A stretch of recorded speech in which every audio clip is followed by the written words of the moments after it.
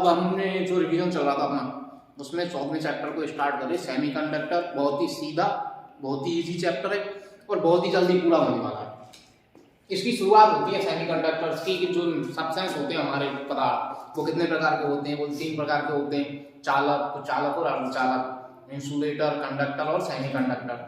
तो उनको पहले तो हम उनको डिवाइड करते हैं कि कब कोई भी जो सब्सटेंस है वो कब तो चालक होगा, कब कंडक्टर होगा, कब सेमीकंडक्टर होगा और कब वो कुचालक मतलब इंसुलेटर होगा।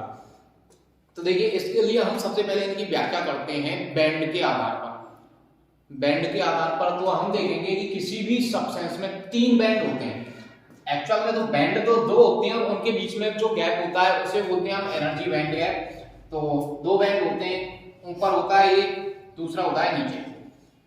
ये जो नीचे वाला बैंड होता है इसको बोलते हैं हम संयोजकता band,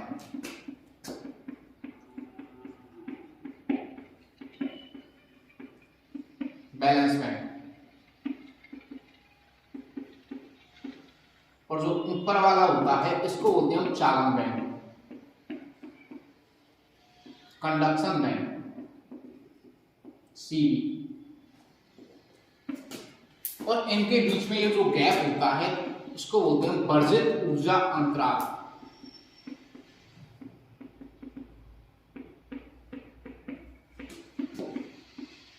forbidden energy band gap. तो इसके आधार पर ये जो एनर्जी बैंड गैप होता है दोनों सीबी और बीबी के बीच में, इनके आधार पर हम पदार्थों को 3 भागों में बांटते हैं, कंडक्टर, सेमीकंडक्टर और नॉन कंडक्टर।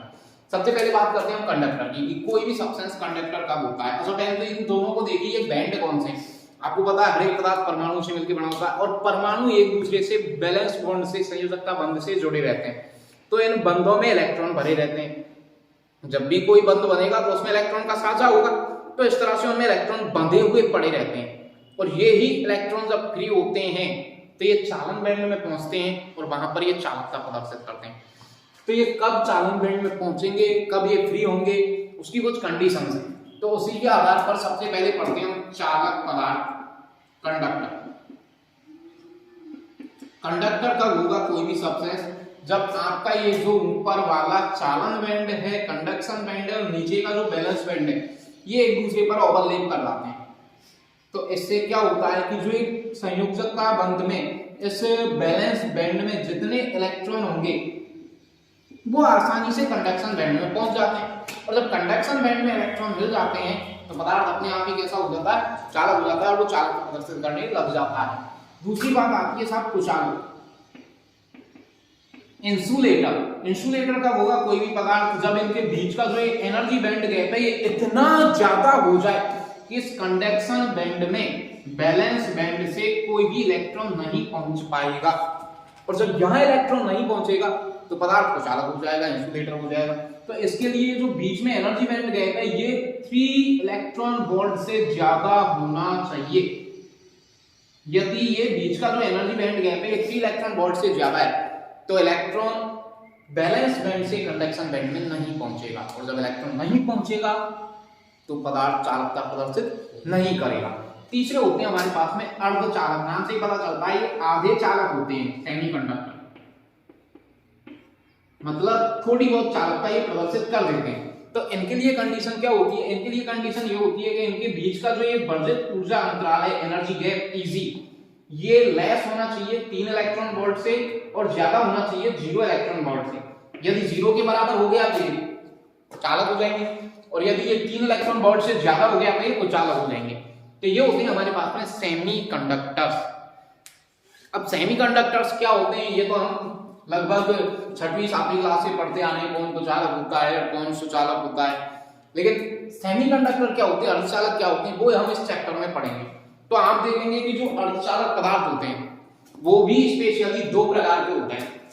एक तो होते हैं शुद्ध, प्योर या फिर इंट्रिंसिक सेमीकंडक्टर, और दूसरे होते हैं एक्सट्रिंसिक, अशुद्ध, अपद्रव्य या अपमिश्रित अर्धचालक। तो हम यही देखने वाले हैं कि कोई पदार्थ अर्धचालक कब होगा, कैसे अर्धचालक बनता है, शुद्ध अर्धचालक क्या होता है, अपद्रव्य अर्धचालक क्या होता है। तो देखिए सबसे पहले स्टार्ट करते हैं हम शुद्ध अर्धचालक। प्योर या इंट्रिंसिक सेमीकंडक्टर इन्हें कहा जाता है। ये क्या होते हैं? ये साहब हमारे जो पीरियोडिक टेबल होती है, आवर्त सारणी होती है, उसमें पी ब्लॉक में जाइए आप, और उसमें पी ब्लॉक में जो कार्बन वाला आपका वर्ग है, कार्बन वाला कॉलम, ये आपको शुद्ध अर्धचालक देगा। अब इसकी हमारे पास में ट्रिक होती है, कहें शिवजी सुनो पार्वती। आपको पता है कि इनकी जो संयोजकता होती है, इनकी वैलेंसी होती है, वो होती है 4, मतलब इनके बाह्यतम कोष में 4 इलेक्ट्रॉन होते हैं। तो यहां से मैंने सिलिकॉन को उठाया, यहां से मैंने सिलिकॉन को उठाया साहब, और इस सिलिकॉन के ही हम एक पदार्थ बनाते हैं जो शुद्ध सिलिकॉन का बना है। तो जब सिलिकॉन का शुद्ध पदार्थ बना रहे हैं तो सिलिकॉन सिलिकॉन से बॉन्ड बनाएगा। तो हमने यहाँ पे एक दूसरा सिलिकॉन लिया, एक सिलिकॉन यहां ले लिया, एक सिलिकॉन यहां ले लिया, और एक सिलिकॉन यहां ले लिया। इसकी वैलेंसी है 4 की। और आपको पता है किसी भी परमाणु को अपना स्थायी विन्यास प्राप्त करने के लिए अपने बाह्यतम कोष में जो उसका एक्शनल ऑर्बिट है उसमें 8 इलेक्ट्रॉन होना नेसेसरी है। इसके पास में ऑलरेडी 4 है, 1 2 3 4, ऐसे ही इसके पास भी 4 इलेक्ट्रॉन है। तो क्या होगा साहब, ये अपना एक इलेक्ट्रॉन देगा और इससे बॉन्ड बनाएगा, फिर ये अपना एक इलेक्ट्रॉन देगा और इधर बॉन्ड बनाएगा। एक इलेक्ट्रॉन इस SI का, एक इलेक्ट्रॉन इस SI का, और इस SI के साथ में एक बॉन्ड बन गया। ऐसे ही 2 इलेक्ट्रॉन का साझा इन दोनों SI के बीच में होगा, जिसमें एक इलेक्ट्रॉन इस SI का होगा और दूसरा इलेक्ट्रॉन इस SI का, और इनके बीच में फिर से बॉन्ड बनेगा। ऐसे ही यहां भी ये बॉन्ड बनाएंगे, एक इलेक्ट्रॉन ये SI देगा, एक इलेक्ट्रॉन ये SI, और इनके बीच में फिर से बॉन्ड बनेगा। ऐसे ही इधर होने वाला है, एक इलेक्ट्रॉन ये SI देगा, एक इलेक्ट्रॉन ये, एक ये और एक ये। तो इस तरह से सिलिकॉन अपने निकटवर्ती 4 सिलिकॉन के साथ में बंध बनाएगा और अपने बाह्यतम कोष में 8 इलेक्ट्रॉनों की पूर्ति करेगा। अब इस SI के पास में 8 इलेक्ट्रॉन हो गए, 1 2 3 4 5 6 7 8। अब ये एक स्थायी संरचना बना दी इसने।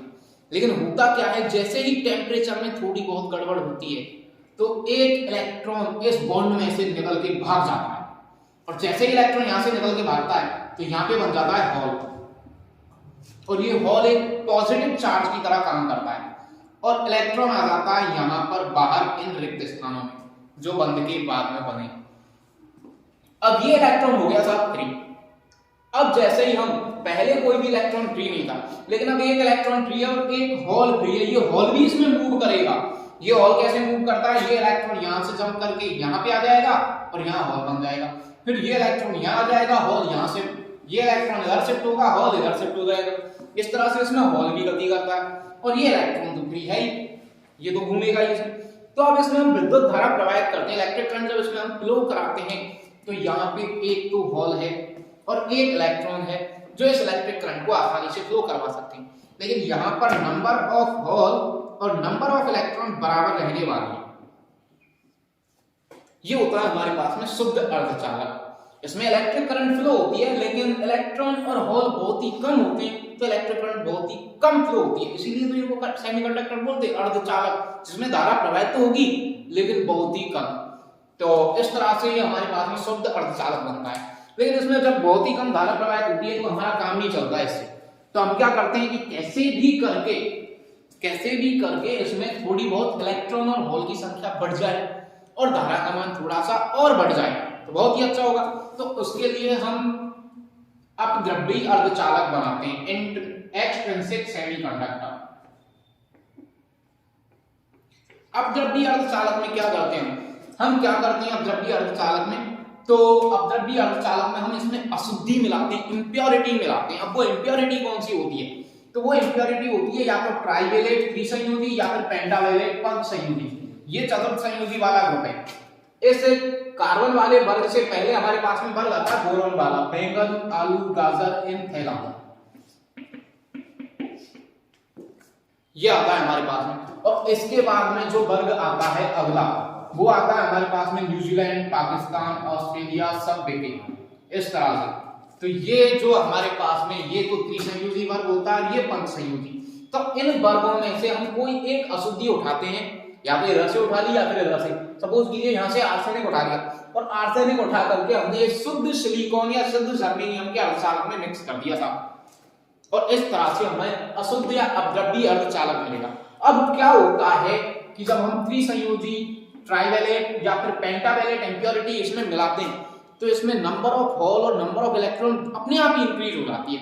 वो कैसे इंक्रीज होती है, कैसे बढ़ती है, उसे देखते हैं। अब सपोज कीजिए मैंने ट्राइवैलेंट त्रिसंयोजी अशुद्धि मिलाई और मैं यहां से उठा लाया था गैलियम और ये ला करके मैंने यहाँ पे शिफ्ट कर दिया।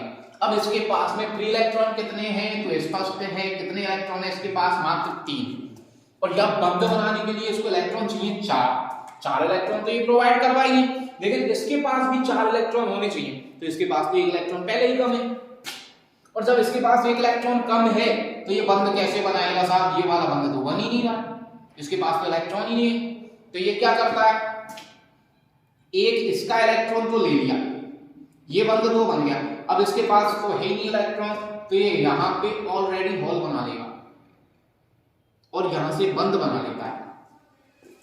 होल बना लिया, इलेक्ट्रॉन है नहीं, होल की सहायता से इसने इस सिलिकॉन के साथ में बंद बना लिया तो एक होल तो ऑलरेडी बन चुका है। अब थोड़े से टेम्परेचर में गड़बड़ होगी या फिर कोई भी इसमें असंतुलन आएगा तो सपोज कीजिए किसी भी बंद में से, अब बंदों में 7 इलेक्ट्रॉन है, 8वां होल है, किसी भी बंद में से 1 इलेक्ट्रॉन निकलेगा और यहाँ पे होल बन जाएगा और ये इलेक्ट्रॉन हो जाएगा फ्री। अब आपको यहाँ पे क्लियर दिखाई दे रहा है कि यहाँ पे नंबर ऑफ होल 2 हैं और इलेक्ट्रॉन 1 है, मतलब number of hole is greater than number of electron. होलों की संख्या ज्यादा होगी और इलेक्ट्रॉन की संख्या कम। और होल होते हैं हमारे पॉजिटिव, इलेक्ट्रॉन है नेगेटिव, तो ये पॉजिटिव टाइप का अर्धचालक बन जाता है और इसलिए इसको बोलते हैं पी प्रकार का अर्धचालक, पी टाइप का अर्धचालक। इस तरह से पी प्रकार का अर्धचालक बनता है। अब दूसरा, यदि हम कोई पेंटावैलेंट अशुद्धि मिला देते हैं, पंच संयोजी अशुद्धि मिला देते हैं तो क्या होगा। अब हमने इसमें पंच संयोजी अशुद्धि मिला दी साहब, हम उठा के ले आए आर्सेनिक, हमने इसमें आर्सेनिक मिलाया और जैसे ही हमने इसमें आर्सेनिक मिलाया तो क्या होगा, आर्सेनिक के पास में ऑलरेडी 5 इलेक्ट्रॉन हैं और बंद बनाने के लिए 4 इलेक्ट्रॉन चाहिए तो आर्सेनिक अपने 4 इलेक्ट्रॉन तो दे देगा और बंद बना लेगा। अब भी इसके पास में 1 इलेक्ट्रॉन बच गया, वो इलेक्ट्रॉन फ्री घूमता रहेगा।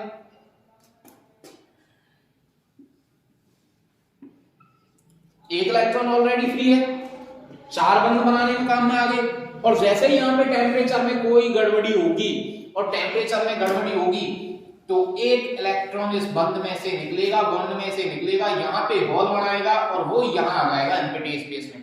तो अब यहाँ पे आपको क्लियर दिख रहा है 3 इलेक्ट्रॉन हो गए 2 और होल रह गया 1। तो इस तरह से यहाँ number of electron greater than होगी नंबर ऑफ होल्स की, मतलब नेगेटिव चार्ज ज्यादा होगा, पॉजिटिव चार्ज कम, इसलिए इसको बोलते हैं नेगेटिव प्रकार का, एन प्रकार का अर्धचालक। तो इस तरह से एन टाइप का अर्धचालक बनता है। तो हमारे पास में 2 तरह के अर्धचालक हो जाते हैं, एक तो पी टाइप का और दूसरा एन टाइप का। क्लियर है, पी टाइप में नंबर ऑफ होल ज्यादा होंगे, इलेक्ट्रॉन कम होंगे और एन टाइप में नंबर ऑफ इलेक्ट्रॉन ज्यादा होंगे, नंबर ऑफ होल कम होंगे। इस तरह से हमारे पास में एक्सट्रिंसिक सेमीकंडक्टर अपद्रव्य अर्धचालक बनते हैं। अब ये जो अशुद्धि होती है इसको हम मिलाते कैसे हैं, ये ध्यान देने वाली बात है। तो इसको आप ऐसे समझ सकते हैं कि मेरे हाथ में एक चौक का टुकड़ा, मेरे हाथ में एक चौक का टुकड़ा है और मैंने इंक ले ली और उस इंक को इसके ऊपर टपका रहा, तो चौक उस इंक को अपने आप एब्जॉर्ब करता जाएगा, पीता चला जाएगा और चौक काला पड़ता हुआ चला जाएगा। तो ये चौक है, ये मान लीजिए कि सिलिकॉन का अर्धचालक है शुद्ध, और ये जो मैं इंक टपका रहा हूं ये या तो कोई पेंटावैलेंट पंच संयोजी अशुद्धि है या फिर कोई ट्राइवैलेंट त्रिसंयोजी अशुद्धि है। इस तरह से अपद्रव्य अर्धचालक बनते हैं। इसको जब ये जो अपन मिक्स करा रहे हैं ना, इसको बोलते हैं अपन डोपिंग कराना, मादित करना। अब इसके लिए अपन वो मिक्स कराना वाले वर्ड काम में नहीं लेंगे, इसके लिए बोलते हैं हम डोपिंग कराना। तो हम इसमें इम्प्योरिटी को डॉप कराते हैं, अशुद्धि को डॉप कराएंगे, मादित कराएंगे और अशुद्ध अर्धचालक या अपद्रव्य अर्धचालक का निर्माण करते हैं। अब कभी कभी हम क्या करते हैं कि P और N दोनों को एक साथ लेते हैं, P प्रकार के अर्धचालक को और N प्रकार के अर्धचालक को एक साथ लेते हैं और हम निर्माण करते हैं PN जंक्शन का, PN संधि का। और PN संधि का निर्माण कैसे होता है, ये मोस्ट इंपॉर्टेंट चीज है, इसको ध्यान से समझना है। आप सपोज कीजिए कि ये मेरे पास में एक चौक का टुकड़ा है और ये चौक का टुकड़ा एक सिलिकॉन या फिर जर्मेनियम का शुद्ध अर्धचालक है। अब मैं इंक लेके आया था, जो काली इंक है वो पंच संयोजी अशुद्धि है, और मैंने एक दूसरी इंक ले ली लाल, और जो लाल इंक है वो त्रिसंयोजी अशुद्धि है। तो मैंने एक तरफ तो यहाँ पे टैप चिपकाया इस वाले पोर्शन पे, और ये जो बचा हुआ पोर्शन है इस पे साफ पंच संयोजी अशुद्धि गिरा दी, डॉप करा दी। तो इधर पंच संयोजी अशुद्धि मिलते ही ज्यादा इलेक्ट्रॉन वाली अशुद्धि मिली है पंच संयोजी 5 इलेक्ट्रॉन वाली, तो इधर n प्रकार का अर्धचालक बन जाएगा। अब मैंने इधर टैप चिपकाया और इधर मैंने रेड इंक गिरा दी, तो इधर ये लाल अशुद्धि मिल गई। लाल अशुद्धि मतलब त्रिसंयोजी ट्राइवेलेट, और ट्राइवेलेट मतलब कम इलेक्ट्रॉन वाली, मतलब ज्यादा होल वाली, और ज्यादा होल वाली तो p प्रकार का पॉजिटिव प्रकार का अर्धचालक बन गया। और इस तरह से हमारी ये संधि बन गई। कैसे कि एक तरफ तो बन गया हमारे पास में साहब p प्रकार का अर्धचालक, और दूसरी ओर बन गया हमारे पास में n प्रकार का अर्धचालक। p प्रकार के अर्धचालक की तरफ नंबर ऑफ होल ज्यादा होगी, पॉजिटिव है, होल की संख्या ज्यादा होगी, और ये नेगेटिव है तो इधर इलेक्ट्रॉन की संख्या ज्यादा होगी। इस तरह से पीएन संधि का निर्माण हो जाता है। लेकिन पीएन संधि का निर्माण इतनी आसानी से नहीं होता कि हाँ भाई ये अशुद्धि मिला दी और पीएन संधि बन गई, इतनी आसानी से नहीं होता है। इसमें बहुत प्रोसेस होती है, और इसमें जो होने वाली प्रोसेस है उनमें 2 प्रोसेस इंपॉर्टेंट है। 2 प्रोसेस कौन सी होती है इसमें? एक प्रोसेस तो होती है इसमें हमारी डिफ्यूजन की, जिसको बोलते हैं विसरण, और अपनी लोकल लैंग्वेज में कहूं तो रिसना, रिसाव जिसे कहते हैं। एक मटकी में पानी भरा हुआ है, वो धीरे धीरे रिस रहा है, तो ये वही प्रोसेस है विसरण, डिफ्यूजन। और दूसरी होती है ड्रिफ्ट, अपवाह। ये हम चैप्टर नंबर 3 में पढ़ चुके हैं। ये जो विसरण होता है ये कैसे होता है, और ड्रिफ्ट होती है, अपवाह होती है, ये कैसे होती है? तो देखो बेटा, सबसे पहले हम बात करते हैं विसरण की, डिफ्यूजन की। रिसाव, रिसाव कैसे होता है? जब कोई चीज कहीं ज्यादा हो जाती है तो वो निकल निकल करके या रिस रिस करके दूसरी तरफ जाने लग जाती है, इसको बोलते हैं विसरण। तो p की तरफ ज्यादा क्या है हमारे पास में? ये 2 ही चीजें, एक तो इलेक्ट्रॉन और दूसरी तरफ होल। तो p की तरफ ज्यादा क्या है? p की तरफ ज्यादा है होल साहब। तो होल जाएंगे इधर की तरफ, इस संधि से रिस रिस करके विसरित होकर के डिफ्यूज होकर के n की तरफ जाने लग जाते हैं। और इधर इलेक्ट्रॉन ज्यादा है, मेजॉरिटी चार्ज कैरियर, बहुसंख्यक आवेश वाहक इलेक्ट्रॉन है, तो इधर से इलेक्ट्रॉन इधर की तरफ रिसने लगते हैं, डिफ्यूज होने लगते हैं। और आपने चैप्टर नंबर 3 में पढ़ा है कि जब इलेक्ट्रॉन एक दिशा से दूसरी दिशा में प्रवाहित होता है तो उसके विपरीत दिशा में विद्युत धारा प्रवाहित होती है। इलेक्ट्रॉन जिस डायरेक्शन में फ्लो हो रहा है उसके अपोजिट डायरेक्शन में इलेक्ट्रिक करंट फ्लो होती है। तो इधर से इलेक्ट्रॉन n से p की तरफ आया है तो एक इलेक्ट्रिक करंट फ्लो होगी जो p से n की तरफ होगी, और इसको बोलते हैं हम I कौन सी वाली? डिफ्यूजन वाली, विसरण धारा। और ये ज्यादा होगी कि कम? तो एक चीज ध्यान दीजिए, इसमें कौन से आवेश वाहक जा रहे हैं, जो ज्यादा है वो या कम है वो? तो इधर देखिए होल ज्यादा है और इधर इलेक्ट्रॉन ज्यादा है, तो ज्यादा वाले जा रहे हैं तो इसकी वैल्यू भी ज्यादा होगी। दूसरी जो प्रोसेस है वो है ड्रिफ्ट। ये कैसे होती है? तो देखिए, जब होल इधर जाते हैं और इलेक्ट्रॉन इधर आते हैं तो इधर की तरफ जब इलेक्ट्रॉन यहां से इधर गए तो इधर की तरफ पॉजिटिव आयन बनने लगते हैं, धनायन। इलेक्ट्रॉन गए यहां से, अब जब इलेक्ट्रॉन यहां से इधर गया तो इधर की तरफ धनायन बनने लगते हैं।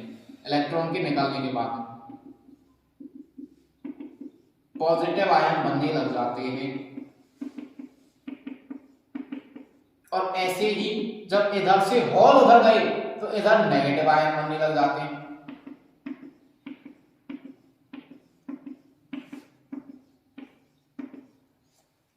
और इधर की तरफ पॉजिटिव आयन इकट्ठे हो गए, इधर की तरफ नेगेटिव आयन इकट्ठे हो गए, तो इनकी वजह से एक इलेक्ट्रिक फील्ड प्रोड्यूस होता है, विद्युत क्षेत्र बनता है जिसकी दिशा होती है धनावेश से ऋणावेश की तरफ। ये एक इलेक्ट्रिक फील्ड प्रोड्यूस हो गया ई वेक्टर। अब इस इलेक्ट्रिक फील्ड की वजह से क्या होगा? तो आपको पता है इलेक्ट्रिक फील्ड जो नेगेटिव चार्ज होता है उसको तो अट्रैक्ट करता है और पॉजिटिव चार्ज को रिपेल करता है। धनावेश को धक्का मार के भगाएगा, ऋणावेश को अपनी ओर खींचेगा। तो ये इलेक्ट्रिक फील्ड है, ये इधर की तरफ किस चीज को खींचेगा? तो ये इधर की तरफ खींचेगा साहब इलेक्ट्रॉन को, और उधर से धक्का किस में देगा? उधर से धक्का देगा ये साहब होल में, पॉजिटिव में धक्का देगा, इलेक्ट्रॉन को खींचता है। तो इसकी वजह से क्या होगा, होल पॉजिटिव इधर आ गया, इलेक्ट्रॉन नेगेटिव उधर गया, तो इसकी वजह से भी एक विद्युत धारा प्रवाहित होगी, एक इलेक्ट्रिक करंट फ्लो होगी जो इलेक्ट्रॉन के अपोजिट होगी इस डायरेक्शन में, और इसको बोलते हैं हम अपवाह धारा, ड्रिफ्ट इलेक्ट्रिक करंट। लेकिन एक चीज ध्यान दें, इलेक्ट्रॉन उधर जा रहे हैं, किधर से, P से N की तरफ इलेक्ट्रॉन जा रहे हैं, जबकि P की तरफ तो ज्यादा क्या है साहब, होल ज्यादा है, और जा कौन रहा है, इलेक्ट्रॉन। इलेक्ट्रॉन तो पहले की तरफ कम है, जब इलेक्ट्रॉन कम है और उधर N से P की तरफ आ रहे हैं साहब होल, और N की तरफ इलेक्ट्रॉन ज्यादा है, होल कम है, तो होल कम आ रहे हैं, कम वाली चीज आ रही है, और जब कम वाली चीज आ रही है तो विद्युत धारा का मान भी कम होगा। तो स्टार्टिंग में होता क्या है कि जो डिफ्यूजन करंट है, विसरण धारा, इसका मान ज्यादा होता है और अपवाह धारा का मान कम होता है स्टार्टिंग में, लेकिन धीरे धीरे धीरे धीरे होल उधर जाते हैं, उधर से इलेक्ट्रॉन आते हैं, डिफ्यूजन करंट फ्लो होती है, और इधर से ड्रिफ्ट करंट फ्लो होती है, तो धीरे धीरे जब होल उधर पहुंचते हैं तो इधर होल कम होने लगते हैं, उधर से जब इलेक्ट्रॉन इधर आते हैं तो इलेक्ट्रॉन बढ़ने लगते हैं, उधर होल बढ़ने लगते हैं, तो धीरे धीरे ड्रिफ्ट करंट की वैल्यू भी बढ़ने लगती है। उधर से होल इधर आ गए साहब, सॉरी इलेक्ट्रॉन इधर आ गए, अब इलेक्ट्रॉन ड्रिफ्ट हो रहे हैं इधर से, तो धीरे धीरे ड्रिफ्ट की वैल्यू बढ़ रही है। तो ये कंडीशन ऐसी आती है कि आई ड्रिफ्ट और आई डिफ्यूजन दोनों बराबर हो जाते हैं, और जब ये दोनों बराबर हो जाते हैं तो संधि संतुलन की अवस्था में आ जाती है। इसे कहते हैं हम संधि के लिए और जंक्शन के लिए बैलेंस वाली पोजीशन या समअवस्था वाली पोजीशन। और इस स्थिति में ये जो पट्टी बनती है यहाँ पर एक विभव पैदा होता है, पोटेंशियल जन्म लेता है यहाँ, जिसे बोलते हैं हम रोधिका विभव, इंग्लिश में बोलते हैं हम इसको बैरियर पोटेंशियल। और ये बैरियर पोटेंशियल क्यों बोलते हैं भाई, क्योंकि इस पोटेंशियल पर आकर के ना तो ड्रिफ्ट करंट फ्लो होती है ना डिफ्यूजन करंट फ्लो होती है, क्योंकि दोनों बराबर हो जाती है। तो ये इनके विभव, इनके जो फ्लो था ड्रिफ्ट का और डिफ्यूजन का जो फ्लो था इधर से उधर, इसको रोक देता है, इसलिए इसको बैरियर पोटेंशियल बोलते हैं, रोकने वाला विभव। ये इनकी धाराओं के प्रवाह को रोक देता है। इस तरह से संधि का निर्माण हो जाता है। अब हमारे पास में पीएन संधि बन चुकी है। अब पीएन संधि बन गई साहब, इसको काम में कैसे लें, तो काम में लेने के लिए इसको सर्किट में जोड़ना पड़ेगा। सर्किट में कैसे जोड़ें, तो सर जी दो तार लो, एक इधर लगा दो और एक इधर, और जैसे ही दो तार इधर और उधर लगेंगे तो इसमें दो इलेक्ट्रोड लग जाते हैं, और दो इलेक्ट्रोड वाले को बोलते हैं हम डायोड। दो इलेक्ट्रोड वाली चीज को बोलते हैं हम डायोड। तो अब जो निर्माण होता है दो इलेक्ट्रोड लगाने के बाद में, वो निर्माण होता है पीएन डायोड का। तो अगली जो टॉपिक है हमारे पास में वो है पीएन डायोड। बहुत ही सीधा चैप्टर है, बहुत इजी कॉन्सेप्ट है। तो अब हम पढ़ेंगे पीएन जंक्शन डायोड। और पीएन जंक्शन डायोड में क्या करेंगे हम, वही पी और एन प्रकार का अर्धचालक है और उसमें दो इलेक्ट्रोड लगा देते हैं ये वाले, तो ये पीएन डायोड बन जाता है। सिंबल कैसे बनाते हैं, एक ट्रायंगल बनाना है और एक ये डंडा खींचना है। ये जो डंडा है ये एन है और ये जो ट्रायंगल है ये पी है। इस तरह से पीएन जंक्शन डायोड का सिंबल हो जाता है। काम कैसे करता है, तो काम साहब सर्किट में कैसे लगाना है, ऐसे लगाना है कि ऐसे लगाना है, ऐसे लगाना है कि ऐसे लगाना है, उस पर डिपेंड करेगा ये। तो इसको हम दो तरह से लगा सकते हैं सर्किट में, तो इसलिए हम इसको दो तरह से यूज कर सकते हैं, एक तो सीधा और एक उल्टा। जब हम इसको सीधा लगाते हैं तो उसे बोलते हैं फॉरवर्ड बायस, अग्र अभिनति, और जब हम इसको उल्टा लगाते हैं तो उसे बोलते हैं बैकवर्ड बायस, पश्च अभिनति। तो पहले हम इसको फॉरवर्ड बायस में देखते हैं, सीधा लगाना। सीधा लगाने के बाद में क्या होता है, अग्र अभिनति में। तो हमने ये बैटरी दी, ये बैटरी का पॉजिटिव एंड है, और इसको हमने जंक्शन के पॉजिटिव एंड से और बैटरी के नेगेटिव एंड को जंक्शन के नेगेटिव एंड से जोड़ दिया। इसमें सर्किट में इलेक्ट्रिक करंट को मेजर करने के लिए हमने यहाँ पर एम्पियर लगा दिया, एम्पियर घड़ी। अब एम्पियर घड़ी लगा तो दी, लेकिन अभी तक हम जो ये पढ़ रहे हैं क्या पढ़ रहे हैं, सेमीकंडक्टर, अर्धचालक। तो इसमें तो धारा बहुत ही कम फ्लो होती है, धारा बहुत कम फ्लो होती है, तो कम यूनिट वाला एम्पियर लगा, तो हमने लगा दिए हैं मिली एम्पियर। इसके सिरों पर वोल्टेज नापने के लिए क्या करना है, एक वोल्टमीटर लगा देना है जो वोल्टेज को मेजर करेगा साहब। ये हमने सेल लगा दिया। अब हमने क्या देखा, हमने देखा साहब शुरू में जैसे ही हमने इसमें इलेक्ट्रिक करंट फ्लो कराई तो इलेक्ट्रिक करंट फ्लो हुई, पोटेंशियल बढ़ा, लेकिन इधर इलेक्ट्रिक करंट की वैल्यू नहीं बढ़ी, बहुत कम इलेक्ट्रिक करंट आया, और बढ़ाया साहब पोटेंशियल, और बढ़ाया पोटेंशियल को, फिर भी इलेक्ट्रिक करंट बहुत ही कम फ्लो हो रही, और बढ़ाया, और ये कंडीशन पे जैसे जैसे हम पोटेंशियल बढ़ाते जा रहे हैं इलेक्ट्रिक करंट नहीं बढ़ रही है, हम बढ़ाते जा रहे हैं इलेक्ट्रिक करंट नहीं बढ़ रही है, लेकिन ये कंडीशन ऐसी आती है कि इलेक्ट्रिक करंट तेजी से बढ़ जाती है। ऐसा क्यों हुआ भाई? तो अब इसकी ये प्रोसेस देखना जरूरी है कि ये फॉरवर्ड बायस में कैसे काम करता है। तो उसको समझने के लिए हम जो अभी हमने पीएन संधि बनाई थी, पीएन जंक्शन बनाया था, उसी के ऊपर चलते। ये थी हमारी यहाँ पर रोधिका पट्टिका बैरियर लेयर, और यहाँ पर एक पोटेंशियल पैदा हुआ था बी नॉट, और उसमें हमने देखा था कि यदि P इधर है, N इधर है, तो इधर की तरफ पॉजिटिव चार्ज इकट्ठा हुआ था और इधर की तरफ नेगेटिव। तो पोटेंशियल कैसे हो गया? पोटेंशियल ऐसे हुआ जिसमें इधर की तरफ पॉजिटिव है और इधर की तरफ नेगेटिव। लेकिन हमने बैटरी से कैसे जोड़ा है इसको? P सिरे को बैटरी के पॉजिटिव एंड से जोड़ा है और N सिरे को बैटरी के नेगेटिव एंड से। तो इधर जो बैटरी का पॉजिटिव पोटेंशियल जा रहा है, तो इस डायोड पर यहाँ पॉजिटिव पोटेंशियल पहुंचा है और इधर पहुंचा है साहब नेगेटिव पोटेंशियल। और ये जो अंदर वाला पोटेंशियल था, ये इसका उल्टा है। बाहर वाले पोटेंशियल में P की तरफ पॉजिटिव है और N की तरफ नेगेटिव है, लेकिन जो ये यहाँ अंदर बैरियर पोटेंशियल था, रोधिका विभव का, वो उल्टा है। उसमें P की तरफ नेगेटिव है और N की तरफ पॉजिटिव है। तो ये जो हमने यहाँ पर जो वोल्ट का लगाई है B, अप्लाइड वोल्टेज है, अनुप्रयुक्त वोल्ट का, वो अंदर वाली बैरियर वोल्टेज की अपोजिट है। तो अंदर वाली बैरियर वैल्यू, जब ये बैरियर वोल्टेज की अपोजिट होगी तो ये इसकी वैल्यू को कम करेगी, और जैसे जैसे ये कम होगी तो ये पट्टी पतली होती हुई चली जाएगी, और एक कंडीशन ऐसी आएगी ये पट्टी बिल्कुल ही खत्म हो जाएगी। और जब ये पट्टी बिल्कुल खत्म हो जाती है तो इसमें इलेक्ट्रिक करंट तेजी से बढ़ने लगती है। जब इसका कैरेक्टरिस्टिक खींचते हैं, ग्राफ खींचते हैं, तो वो कुछ ऐसा बनता है। इधर की तरफ लिया हमने वोल्टेज, इधर की तरफ लिया हमने आई, जो मिली एम्पियर में, और इधर पोटेंशियल वोल्ट में। हमने वोल्टेज को बढ़ाया, इलेक्ट्रिक करंट नहीं बढ़ती है था। हमने और वोल्टेज को बढ़ाया, इलेक्ट्रिक करंट नहीं बढ़ती है था। हमने और वोल्टेज को बढ़ाया, इलेक्ट्रिक करंट नहीं बढ़ी। लेकिन एक कंडीशन ऐसी आई कि हम वोल्टेज को बढ़ाते गए, इलेक्ट्रिक करंट यहाँ पे आकर के, जब ये पट्टी पूरी तरह से खत्म होगी तो यहाँ आकर के इलेक्ट्रिक करंट तेजी से बढ़ जाती है। इस तरह से इसका कैरेक्टरिस्टिक बनता है। ये हमारे प्रैक्टिकल एग्जाम में भी आता है और थ्योरेटिकल एग्जाम में भी आता है। ये पीएन जंक्शन का फॉरवर्ड बायस में कैरेक्टरिस्टिक है, फॉरवर्ड बायस में एक्सप्लेनेशन है। अब हम इसको उल्टा कनेक्ट करते हैं बैकवर्ड बायस में, तो क्या होगा? तो बैकवर्ड बायस में हम क्या करेंगे? इसको उल्टा कनेक्ट कर देंगे, पॉजिटिव एंड को नेगेटिव एंड से, N सिरे से, और नेगेटिव एंड को P सिरे से, पॉजिटिव एंड से कनेक्ट कर देते हैं इस तरह से। तो ये जो इधर की तरफ हमारा जो ये बैटरी लगी हुई थी, ये उल्टी हो जाएगी, इधर नेगेटिव और इधर पॉजिटिव। बैरियर पोटेंशियल तो ऐसे ही था, लेकिन अब N की तरफ पॉजिटिव आ गया, P की तरफ साथ नेगेटिव आ गया। अब इसमें क्या होगा? इसमें कुछ नहीं है, ये वाला पोटेंशियल और ये वाला पोटेंशियल, जो अप्लाइड वोल्टेज है और जो बैरियर वोल्टेज है, वो दोनों सेम डायरेक्शन में होगी। इधर भी नेगेटिव, इधर भी नेगेटिव, उधर पॉजिटिव, उधर पॉजिटिव। तो ये जो बैरियर पोटेंशियल है, इसकी पट्टी की मोटाई बढ़ जाएगी और बढ़ जाएगी। तो जैसे ही हम बैकवर्ड बायस में इलेक्ट्रिक करंट को फ्लो कराएंगे तो क्या होगा? इधर की तरफ लिया हमने I, जो माइक्रो एम्पियर में, यहाँ हम मिली एम्पियर या मिली एमीटर काम नहीं करेगा, यहाँ माइक्रो एमीटर काम करेगा। धारा का मान बहुत ही कम होने वाला है। और इधर लेंगे हम B, वोल्ट में, और धीरे धीरे हम वोल्टेज को बढ़ाते जा रहे हैं, लेकिन धारा नहीं बढ़ेगी। धारा बिल्कुल यहीं रखी रहेगी, चिपक के। वोल्टेज बढ़ेगा लेकिन धारा नहीं बढ़ेगी, वोल्टेज बढ़ेगा लेकिन धारा फिर भी नहीं बढ़ेगी। क्यों?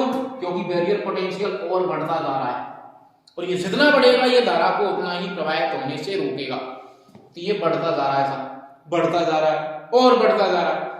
लेकिन एक कंडीशन ऐसी आती है कि जब हम अप्लाइड वोल्टेज को बहुत ज्यादा कर देते हैं तो ये पट्टी बहुत ही मोटी हो जाती है और इसका टेम्परेचर बढ़ने लगता है। क्यों? इलेक्ट्रिक करंट को तो फ्लो होना है, लेकिन ये रोक रहा है। कब तक रोकेगा?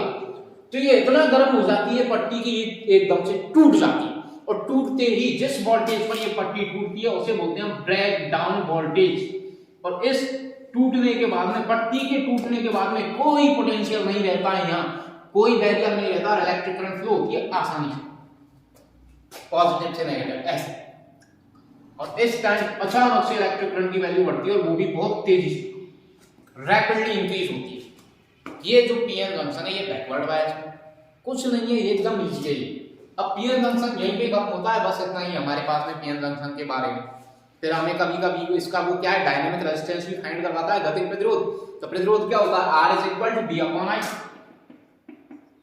पोटेंशियल और इलेक्ट्रिक करंट। अब ग्राफ में पोटेंशियल और इलेक्ट्रिक करंट लेने के लिए हम स्मॉल एलिमेंट लेते हैं, तो डेल V या dV अपॉन di, इस तरह से हम इसका गतिज प्रतिरोध निकाल लेते हैं।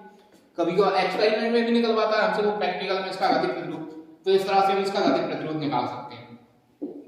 अब जो अगली बात आती है हमारी, ये आती है पीएन जंक्शन डायोड काम में ले लिया हमने। अब इस पीएन जंक्शन डायोड को हम हमारी डेली लाइफ में कहां यूज कर सकते हैं। पहले तो हमने क्या किया, पीएन जंक्शन बनाया, कैसे बना, कैसे प्रोसेस हुई वो पढ़ा। उसके बाद में हमने पीएन जंक्शन को उल्टा और सीधा लगा के देखा, फॉरवर्ड बायस और बैकवर्ड बायस, उसमें वो कैसे काम करता है वो देखा। अब हमें पता चल गया कि भाई पीएन जंक्शन ऐसे काम करता है। अब इसको यूज कहां किया जाए अपनी लाइफ में, तो हम इसको यूज करते हैं एसी को डीसी में कन्वर्ट करने के लिए।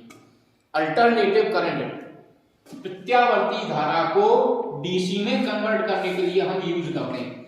और वो इंस्ट्रूमेंट जो एसी को डीसी में कन्वर्ट कर सकता है उसे बोलते हैं हम दृष्टिकारी। तो अब हम इसको कैसे एसी से डीसी में कन्वर्ट करेंगे, देखिए, सॉरी रेक्टिफायर नॉट एम्पलीफायर। तो एसी से डीसी में कन्वर्ट करने के लिए हम रेक्टिफायर काम में लेने वाले हैं। और रेक्टिफायर बनेगा कैसे, दृष्टिकारी बनेगा कैसे, तो उसके लिए हम पीएन संधि डायोड काम में लेंगे। किस तरह से, देखिए, ये एक ट्रांसफार्मर की कॉइल है, ये प्राइमरी कॉइल है और ये इधर सेकेंडरी कॉइल है। इसको हमने कनेक्ट कर दिया एसी सोर्स से, किसी भी एसी सोर्स से हमने इसको कनेक्ट कर दिया। और इधर की तरफ हमने एक पीएन जंक्शन डायोड को लगा दिया साथ, और यहां लोड रेजिस्टेंस लगा दिया जिसके एंड्स पे हमें आउटपुट वोल्टेज मिलने वाला है। ये इसके एक्स वाई एंड है जहां हमें आउटपुट वोल्टेज मिलने वाला है। ये पी टाइप का, ये एन टाइप का।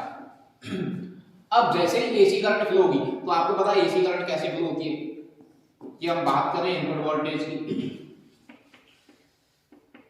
अब इनपुट वोल्टेज कौन सा है, इसमें निवेशी विभव कौन सा है, तो वो है एसी वोल्टेज। एसी वोल्टेज ऐसे फ्लो होता है, आधा चक्र पॉजिटिव, आधा चक्र नेगेटिव, आधा चक्र पॉजिटिव, आधा चक्र नेगेटिव, कुछ इस तरह से। अब हम बात करेंगे साहब आउटपुट की, कि यहां पर जो ये आर प्रतिरोध लगाया हमने, लोड रेजिस्टेंस, इसके एंड्स पे आउटपुट कम मिलेगा। तो देखना, ध्यान देना अब आपको, यहाँ बहुत ही इजी है इसका कॉन्सेप्ट रेक्टिफायर का, दृष्टिकारी का, कि जैसे ही एसी में आधा करंट पॉजिटिव होगा तो इलेक्ट्रिक करंट यू फ्लो होगी, फिर आधा चक्र जैसे ये नेगेटिव आएगा तो इलेक्ट्रिक करंट यू फ्लो होगी, ऐसे चलती। तो जब इलेक्ट्रिक करंट ऐसे फ्लो हो रही है, तो ये जो पीएन जंक्शन है ये सब फॉरवर्ड बायस में ऐसे फ्लो हो रही है, तो पीएन जंक्शन फॉरवर्ड बायस में। अब फॉरवर्ड बायस में तो सब मिली एंपियर की इलेक्ट्रिक करंट फ्लो होगी, मतलब कुछ ना कुछ तो मिलेगी ना, 10⁻³ की रेंज में मिल रही है, लेकिन मिल रही है। तो इधर हमें कुछ ना कुछ इलेक्ट्रिक करंट मिलती है आउटपुट में, इस तरह से यहां तक। लेकिन जैसे ही ये आधा चक्र नेगेटिव हुआ, अब इलेक्ट्रिक करंट फ्लो होगी यू, ऐसे कर, तो ये गया साहब बैकवर्ड बायस में। और बैकवर्ड बायस में तो ये इलेक्ट्रिक करंट को फ्लो होने ही नहीं देता, पट्टी चौड़ी हो जाती है। तो ये क्या करेगा, नहीं फ्लो नहीं होने दूंगा मैं, इलेक्ट्रिक करंट आई भाई जाने दे, नहीं जाने दूंगा, रोक दिया, यहीं पे रोक दिया, तो यहाँ कोई लोड रेजिस्टेंस पे हमें कोई पोटेंशियल नहीं मिलेगा, इलेक्ट्रिक करंट फ्लो नहीं हुई। तो इलेक्ट्रिक करंट फ्लो नहीं हुई तो जो लोड रेजिस्टेंस पे हमें पोटेंशियल मिलने वाला है, आउटपुट मिलने वाला है, वो मिलेगा 0।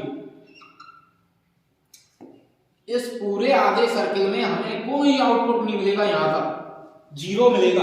लेकिन जैसे ही फिर दोबारा ये पॉजिटिव एंड आएगा इसका, पॉजिटिव सर्किल, तो इलेक्ट्रिक करंट फिर ऐसे फ्लो होगी और फिर से फॉरवर्ड बायस में चला जाएगा और आउटपुट मिलेगा हमें बिल्कुल ऐसे कैसे, फिर कोई आउटपुट नहीं मिलेगा। तो इस तरह से जो ये इलेक्ट्रिक करंट दोनों दिशाओं में चल रही थी, बोथ डायरेक्शन पॉजिटिव और नेगेटिव, वो केवल और केवल एक ही डायरेक्शन में रह जाती है, पॉजिटिव वाली में, और नेगेटिव वाली को हम एकदम यहां खत्म कर देते हैं। इसलिए इसको बोलते हैं हम एसी से डीसी में कन्वर्ट करने वाला दृष्टिकारी रेक्टिफायर, जो करंट की दिशा को एक ही बना दे।